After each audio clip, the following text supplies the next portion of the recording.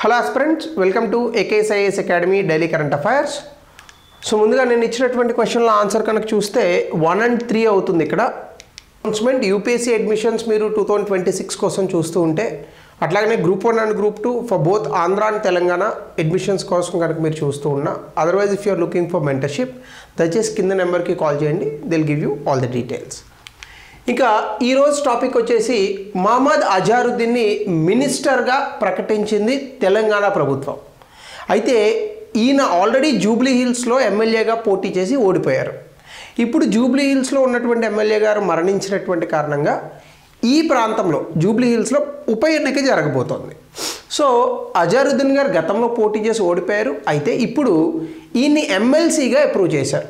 కానీ అప్రూవ్ చేసినటువంటి official appointment అంటే పలానా వ్యక్తి ఎమ్మెల్సీగా అపాయింట్ అయ్యారు అని గవర్నర్ సంతకంతో వస్తుంది కదా, ఆ అపాయింట్మెంట్ అనేటటువంటిది అఫీషియల్గా రాలేదు. అంటే అఫీషియల్గా ఆయన ఒక సామాన్యుడు, కానీ సామాన్యుడు అయినప్పటికీ కూడా ఈయన మినిస్టర్గా ప్రకటించింది తెలంగాణ ప్రభుత్వం. ఇది ఎందుకు అంటే, జూబ్లీ హిల్స్లో 25% మైనారిటీ ఓట్లు ఉన్నాయి.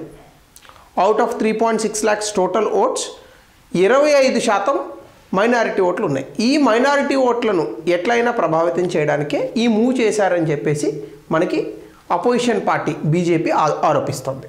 సో దీనికి సంబంధించి అసలు ఒక వ్యక్తి ఎమ్మెల్యేగానో ఎమ్మెల్సీగానో గెలవకుండా అసలు ఇలా అవ్వడానికి అంటే మినిస్టర్గా అవ్వడానికి అవకాశం ఉందా? ఇది రాజ్యాంగబద్ధమేనా? ఇది చట్టబద్ధమేనా? సరే, మీ కాన్స్టిట్యున్సీస్లో ఎవరైనా ఇట్లా ఏ వ్యక్తి అయినా మినిస్టర్గా కానీ, అంటే మీ కాన్స్టిట్యున్సీలో ఉన్నటువంటి వ్యక్తి రాష్ట్ర ప్రభుత్వంలో లేదా కేంద్ర ప్రభుత్వంలో మినిస్టర్గా కానీ, లేదా మరొక రకమైనటువంటి పోస్ట్లో కానీ, మెయిన్ మినిస్టర్గా ఎవరైనా ఎమ్మెల్సీ ఎమ్మెల్యే అవ్వకుండా అయినటువంటి వ్యక్తులు మీకు తెలుసా? దయచేసి కమెంట్ సెక్షన్లో పెట్టండి. దేశవ్యాప్తంగా రాష్ట్ర వ్యాప్తంగా కూడా ఎవరైనా ఎమ్మెల్సీ ఎమ్మెల్యే లేదా ఎంపీ అవ్వకుండా మంత్రి అయినటువంటి వ్యక్తులు మీకు ఎవరైనా తెలుసా? కమెంట్ సెక్షన్లో పెట్టండి, నేనైతే కొన్ని చెప్తాను. సో ఇందులో ముందుగా న్యూస్లో ఎందుకుందంటే, ఫార్మర్ ఇండియన్ కెప్టెన్ని తెలంగాణ వర్కింగ్ ప్రెసిడెంట్గా ఉన్నారు. ఈయన క్యాబినెట్ మినిస్టర్గా 31 అక్టోబర్ 2025 నియమించింది రాష్ట్ర ప్రభుత్వం. అయితే ఇది ఎందుకు అంటే, ఫస్ట్ ఆఫ్ ఆల్ నేను ఇందాక చెప్పినట్టుగా అప్కమింగ్ జూబ్లీ హిల్స్ ఎలక్షన్స్ కోసం, అట్లాగే ఇక్కడ గుర్తించాల్సినటువంటి ఒక అంశం మైనారిటీ కమ్యూనిటీ క్యాబినెట్లోకి రావడం అనేటటువంటిది తెలంగాణలో ఇప్పుడు ఉన్నటువంటి ప్రభుత్వంలో ఇది ఫస్ట్ రిప్రజెంటేషన్ అనమాట. సో అట్లాగనే మీరు ఇక్కడ కనుక చూస్తే ఈయన ఆల్రెడీ పోటీ చేశారు 2023 అసెంబ్లీ ఎలక్షన్స్లో, అప్పుడు ఓడిపోయారు. ఇప్పుడు గవర్నర్ కోటాలో ఈయనకి ఎమ్మెల్సీ అనేటటువంటిది ఇచ్చారు. అయితే భారతీయ జనతా పార్టీ దీన్ని వ్యతిరేకిస్తుంది. ఎందుకు అంటే, మనకి ఎన్నికల నియమావళిని ఒకటి ఉంటుంది, దీన్నే మోడల్ కోడ్ ఆఫ్ కాండక్ట్ అని అంటాం. ఈ మోడల్ కోడ్ ఆఫ్ కాండక్ట్ ప్రకారం యాక్చువల్గా ఈ అజారుద్దీన్ గారు అపాయింట్మెంట్ యాజ్ క్యాబినెట్ మినిస్టర్ అనేటటువంటిది ఈ మోడల్ కోడ్ ఆఫ్ కండక్ట్కి వ్యతిరేకము. కాబట్టి దీన్ని మీరు స్వీకరించి ఇది తప్పు అని కొట్టేయాలి అని చెప్పి ఎలక్షన్ కమిషన్లో కంప్లైంట్ ఇచ్చింది బీజేపీ ప్రభుత్వం. ఇది తప్పా కాదా ఒకసారి మనం చూద్దాం. అయితే కాన్స్టిట్యూషనల్ ప్రొవిజన్లో కనుక మనం చూస్తే, ముందుగా ఆర్టికల్ 124 క్లాజ్ 4 కాన్స్టిట్యూషన్లో ఏం చెప్తుందంటే, ఒక వ్యక్తి రాష్ట్ర అసెంబ్లీలో అతను మెంబర్ కాకపోయినప్పటికీ కూడా, రాష్ట్ర అసెంబ్లీ అంటే ఏ వస్తుంది, మళ్ళీ స్టేట్ లెజిస్లేచర్ అంటే లెజిస్లేటివ్ కౌన్సిల్ వస్తుంది, లెజిస్లేటివ్ అసెంబ్లీ వస్తుంది, గవర్నర్ వస్తాడు. సో చీఫ్ మినిస్టర్గా కూడా వాళ్ళని అపాయింట్ చేయొచ్చు. అయితే అపాయింట్ చేసినటువంటి 6 నెలల్లో ఆ వ్యక్తి ఖచ్చితంగా ఎమ్మెల్సీ ఆర్ ఎమ్మెల్యే అవ్వాల్సి ఉంటుంది. అక్కడ ఎమ్మెల్సీ లేకపోతే ఎమ్మెల్యే అవ్వాల్సి ఉంటుంది. ఒకవేళ అలా కాని పక్షంలో వాళ్ళు ఖచ్చితంగా ఆఫీస్ని రిజైన్ చేయాల్సి ఉంటుంది. ఇది రాజ్యాంగంలో మనకు ఉన్నటువంటి అంశం. ఇది పార్లమెంట్కి కూడా వర్తిస్తుంది. ఒక వ్యక్తి ఎంపీ కాకపోయినప్పటికీ కూడా ఆ వ్యక్తిని మనం మినిస్టర్గా చేయొచ్చు. ఇటువంటి ఉదంతాలు ఉన్నాయా? బ్రహ్మాండంగా ఉన్నాయి. మమతా బెనర్జీ ఈమె వెస్ట్ బెంగాల్లో ఉన్నప్పుడు నందిగ్రామ్ కాన్స్టిట్యున్సీ నుంచి పోటీ చేశారు, కానీ ఆవిడ ఓడిపోయారు. అయితే అయినప్పటికీ కూడా ఈవిడ చీఫ్ మినిస్టర్గా ప్రమాణ స్వీకారం చేశారు. తర్వాత మళ్ళీ గెలిచినటువంటి పరిస్థితులు. అట్లాగనే ఈ కాన్స్టిట్యూషనల్ వ్యాలిడిటీ అనేటటువంటిది మనకు ఉంది ఆర్టికల్ 164 క్లాజ్ 4లో. అయితే 6 నెలల్లో ఖచ్చితంగా ఎలక్షన్స్ని గెలవాల్సి ఉంటుంది. అలాగనే మరొకటి అంశం కనుక మనం చూస్తే, Tirath Singh Rawat chief minister of Uttarakhand అయ్యారు, ఈయన ఎమ్మెల్యే అవ్వకుండా. మమతా బెనర్జీ 2011లో, యోగి ఆదిత్యనాథ్ 2017లో ఈయన ఎమ్మెల్యే కాకుండానే చీఫ్ మినిస్టర్ అయ్యాడు. అట్లాగనే deputy chief minister Dinesh Sharma, Keshav Prasad Maurya, minister స్వతంత్ర దేవ్ సింగ్ వీళ్ళందరూ కూడా ఎలక్షన్లో గెలవకుండానే అపాయింట్మెంట్ వెళ్ళారు.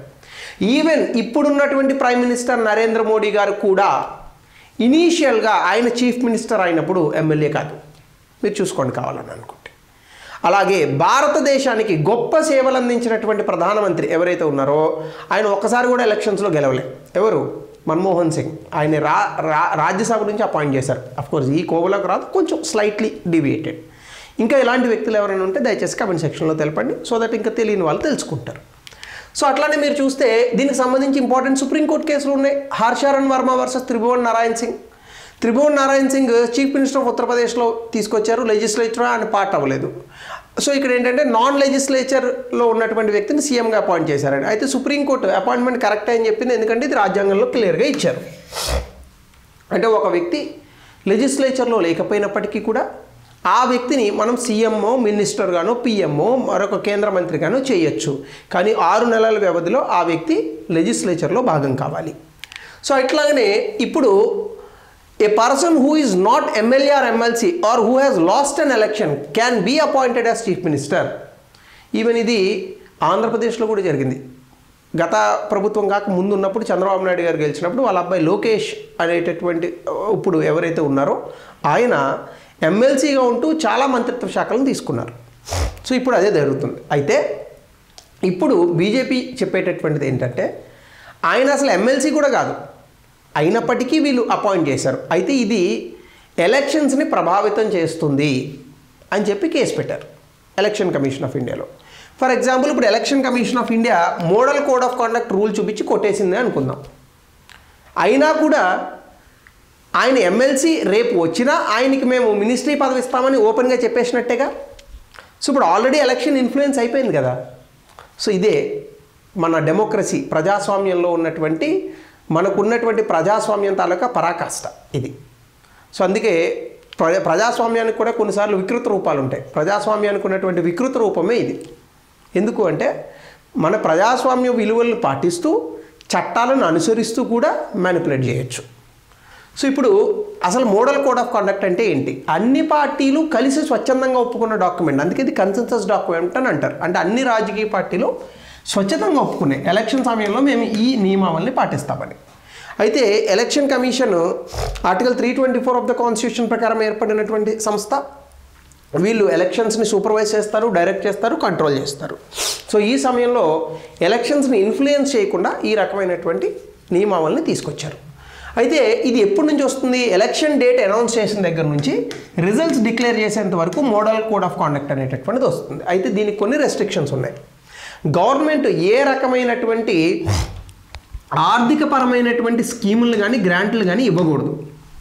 అలా ఇస్తే ఆ డెసిషన్ వల్ల ఓట్లు ఇన్ఫ్లుయెన్స్ అయ్యేటటువంటి అవకాశం ఉంటుంది. 2, కన్స్ట్రక్షన్ ఆఫ్ ప్రాజెక్ట్స్, కొత్త ప్రాజెక్ట్స్ కానీ పబ్లిక్ రోడ్స్ ఇట్లాంటివి అనౌన్సే చేయకూడదు అసలు, ఎందుకంటే దానివల్ల ఎలక్షన్ అనేటటువంటిది ఇన్ఫ్లుయెన్స్ అవుతుంది. 3, ఈ అంశాన్ని పట్టుకుని ఇప్పుడు బీజేపీ కంప్లైంట్ ఇస్తుంది. అదేంటంటే ఎడాక్ అపాయింట్మెంట్స్ ఇన్ గవర్నమెంట్ ఆఫీసెస్, అంటే ప్రభుత్వ ఆఫీసెస్లో టెంపరీ అపాయింట్మెంట్ అనేటటువంటివి చేయకూడదు. కానీ ఇప్పుడు అజారుద్దీన్ గారు గవర్నమెంట్ ఆఫీస్లోకి వస్తారా అనేది ఒక ప్రశ్న. 2, ఒకవేళ దీని ప్రకారం తీసుకొని కొట్టేసినా ఆల్రెడీ అజారుద్దీన్ గారిని మేము క్యాబినెట్ మినిస్టర్గా ప్రకటిస్తున్నామని ఓపెన్గా చెప్పేశారు కదా, కాబట్టి ఎలక్షన్స్ ఎట్లాగో ఇన్ఫ్లుయెన్స్ అవుతాయి. అదే చెప్పాను కదా, డెమోక్రసీకి ఉన్నటువంటి వికృత రూపమే ఇది.